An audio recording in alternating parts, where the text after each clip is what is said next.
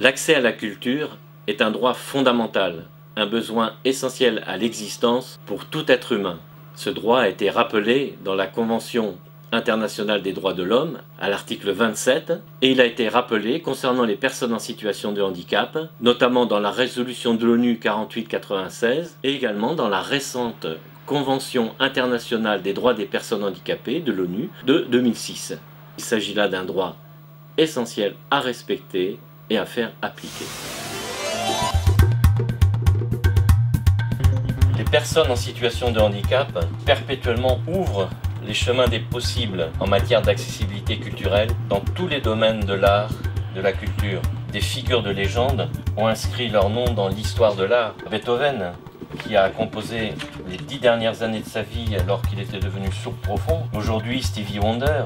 Dans le domaine de la danse, Alicia Alonso, et qui a fait une grande partie de sa carrière alors qu'elle était pratiquement aveugle. David Toul, danseur de renommée internationale qui n'a pas de jambes.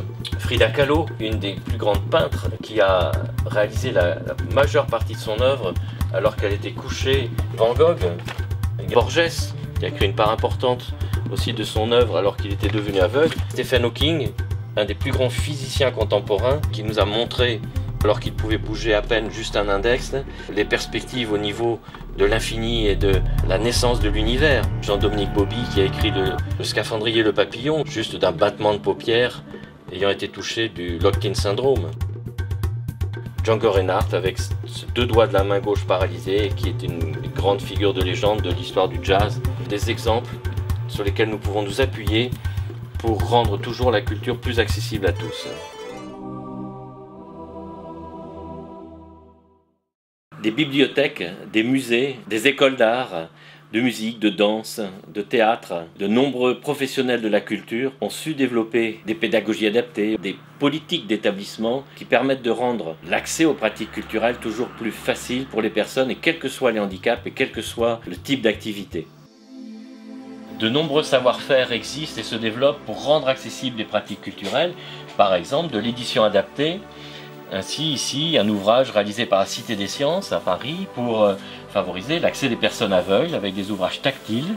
Ainsi, ils peuvent avoir accès à la meilleure connaissance du patrimoine architectural. Cet ouvrage réalisé également par le British Museum et qui rentre dans des détails très poussés, très fins.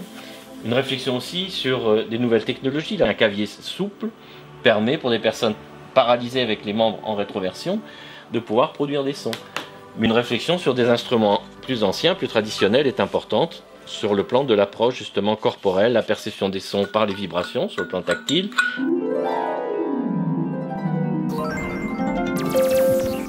Pour rendre accessibles réellement toutes les pratiques culturelles pour les personnes en situation de handicap, il est souvent nécessaire de mobiliser une chaîne d'acteurs, peut-être des services d'aide à domicile, des transports adaptés, des établissements culturels, des prestataires spécialisés pour la mise en accessibilité des pratiques, des prestataires dans le domaine des aides techniques, des pédagogies adaptées, et il est important que ces acteurs puissent travailler en concertation, travailler en réseau. À cet effet, il est nécessaire de développer des politiques au niveau des États, au niveau des collectivités territoriales, et déjà certains pays comme la France, la Finlande, l'Australie, ont mis en place des commissions nationales, des programmes nationaux pour que la culture soit rendue accessible à toutes les personnes en situation de handicap.